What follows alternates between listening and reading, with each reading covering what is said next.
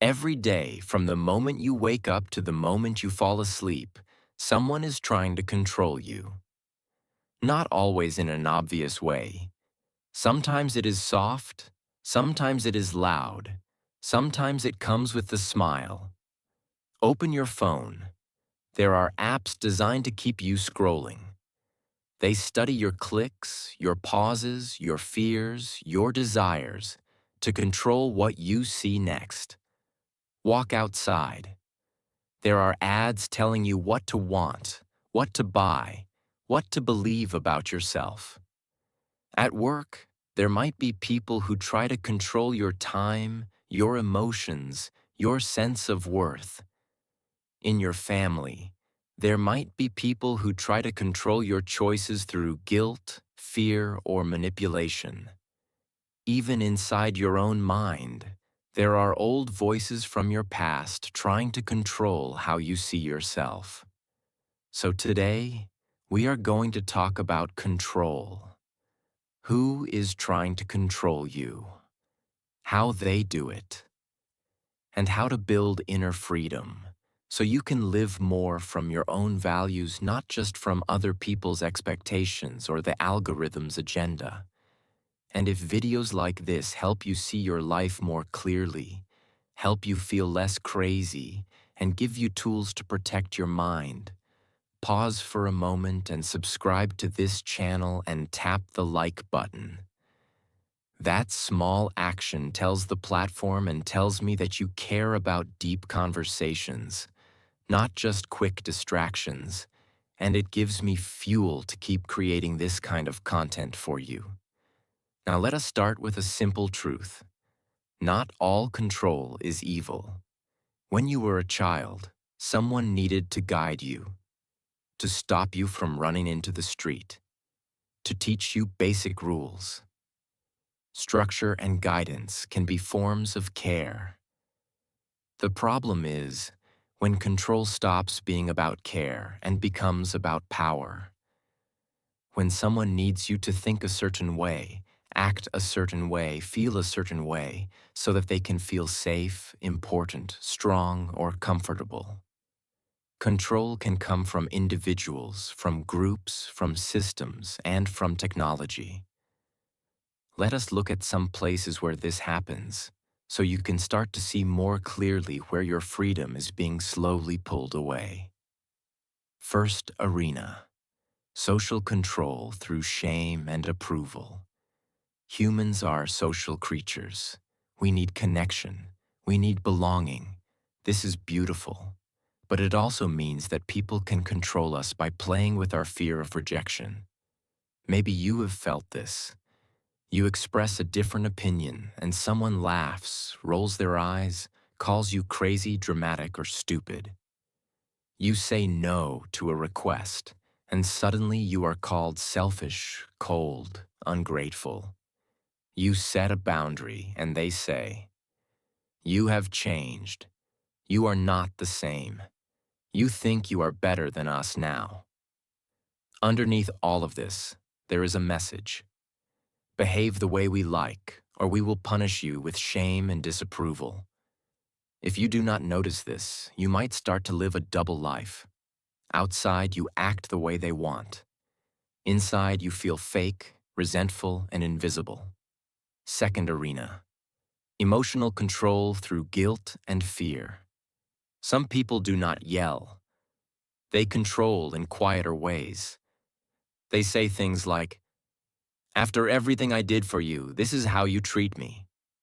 If you leave, you will destroy this family. If you do not do this, something bad will happen." The goal is not honest communication. The goal is to make you responsible for their emotions. So you carry their anger, their sadness, their insecurity, and you shape your life to keep them calm. This is not love. Love respects your ability to choose. Control uses your love against you. Third arena: mental control through narratives. Every group has a story about the world. Political groups, religious groups, companies, nations.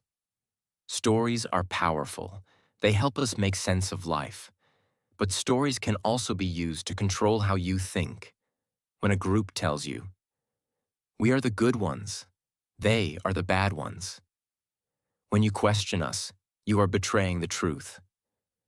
When you disagree, it means you are weak, lost, or evil. Then they are not inviting you to think. They are training you to obey. Control loves simple narratives. It does not like complexity. It does not like questions. It wants you to accept ready-made answers, so your mind can be guided like a car on a fixed track. Fourth arena, digital control through attention. Today, your attention is one of the most valuable resources of the world. Companies compete for your eyes, your clicks, your time. They use psychology to keep you engaged. Notifications, endless feeds, recommended videos. The more time you spend, the more they learn about your fears, your curiosities, your pain points. Then they show you more content that keeps you inside their platform. This is not a conspiracy fantasy. It is literally their business model. The result: if you are not conscious, your day is controlled by whatever appears on your screen. You wake up, open your phone, and before your own thoughts can even rise, you are already swimming in other people's ideas, other people's arguments, other people's emotions. Your mind becomes reactive, not intentional. Now we could continue listing ways that the world tries to control you. But the more important question is, what can you do about it? How do you live in a world full of influence without becoming a puppet? Let us walk through some movements toward inner freedom. First movement: know your core values. If you do not know what matters to you, any strong voice can tell you what to believe, what to do, who to be. Take some time to ask yourself, what kind of person do I want to be? What qualities do I respect in others? What matters more to me than comfort or approval? Maybe it is honesty, kindness, courage, freedom, growth, faith, justice. Write down 3 to 5 core values. These values are like a compass. When someone tries to control you, you can ask, does this request, this pressure, this system align with my values, or does it violate them? If it violates your deepest values, you can say no, even if someone is disappointed. Second movement: notice the hooks. Control almost always uses hooks. Hooks are emotional buttons inside you. Fear of rejection, fear of poverty, fear of being alone, fear of being wrong, fear of being a bad person. When someone presses these buttons, you feel a strong urge to obey, to explain, to defend, to please. Start observing. With which people do you feel guilt very quickly? With which voices do you feel small, stupid, or always wrong? With which apps do you lose hours without noticing? Those are clues to your hooks. Once you see them, you can pause and say internally, "Ah, this person is pressing my fear of rejection. This app is playing with my curiosity and my loneliness." Awareness does not instantly solve everything, but it gives you a moment to choose more consciously. Third movement: practice small boundaries. People imagine freedom as a huge, dramatic act. Quitting the job, leaving the relationship, moving to another country. Sometimes those big steps are necessary, but most of the time, freedom is built in small boundaries. Saying, "I cannot talk right now. Let us speak later." Or, "I understand you are angry, but I will not accept being insulted." Or, "I hear your opinion, but my decision is different." Or, "I am not available for this event this weekend." When you make small boundaries, two things happen. First, you discover who respects you and who only liked you when you were always available, always flexible, always easy to control. Second, you send a message to yourself. My time, my energy, and my mind are valuable. Fourth movement. Limit what has access to your mind. Freedom is not only about what you say no to in relationships, it is also about what you allow into your mental space.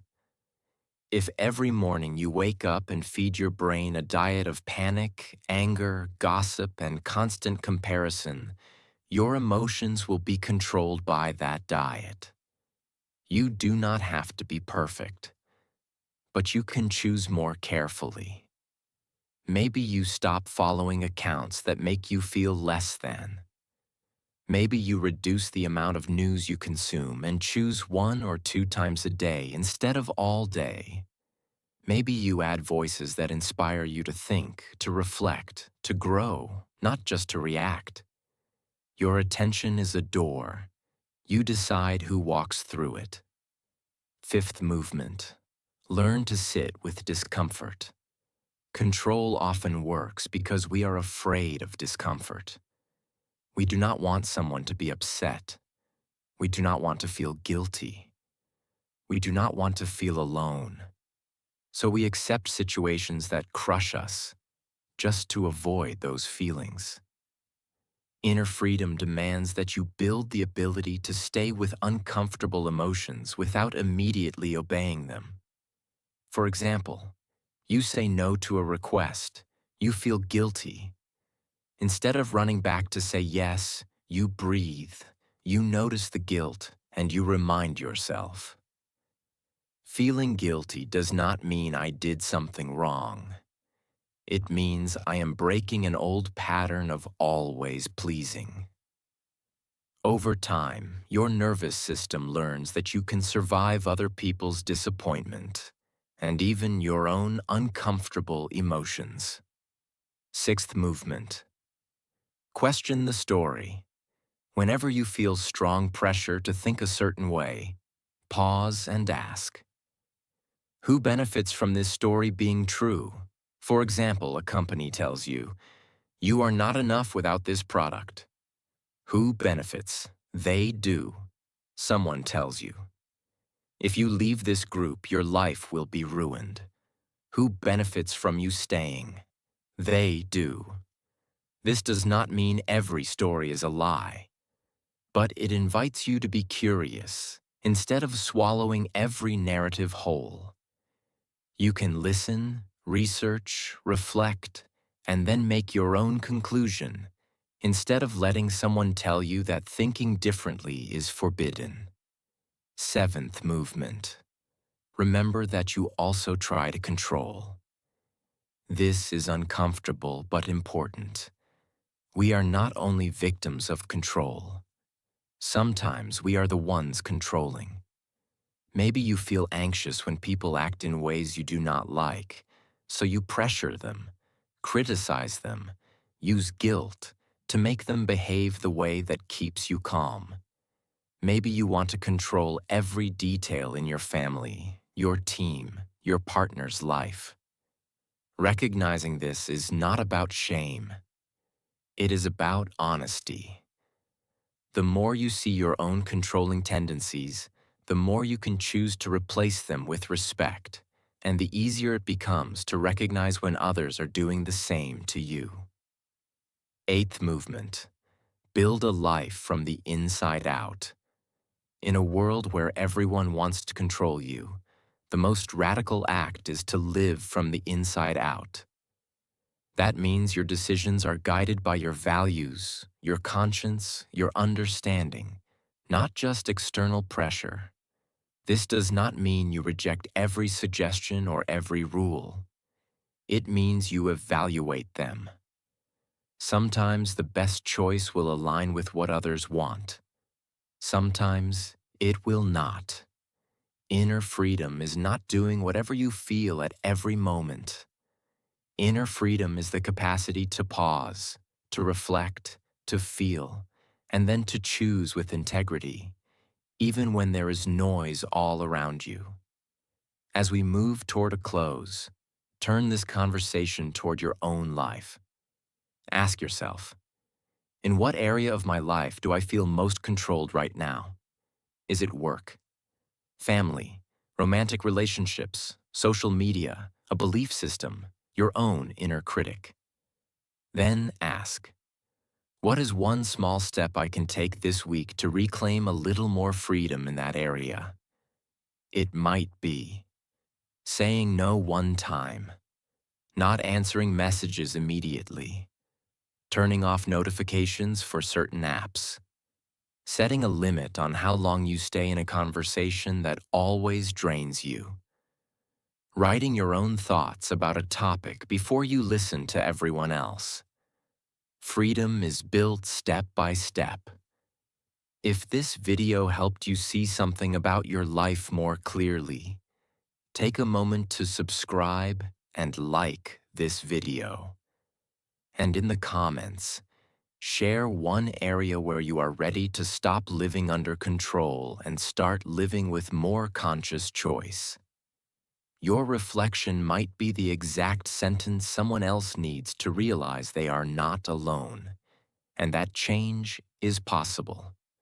Everyone wants to control you, but you do not have to live as a puppet. You can notice the strings, name them, cut them bit by bit, and learn to stand on your own feet, guided not by fear, not by guilt, not by constant pressure, but by a deeper, quieter voice inside you that says, "This is who I am. This is what I value. This is how I will live," even in a world that is always trying to pull you in a different direction.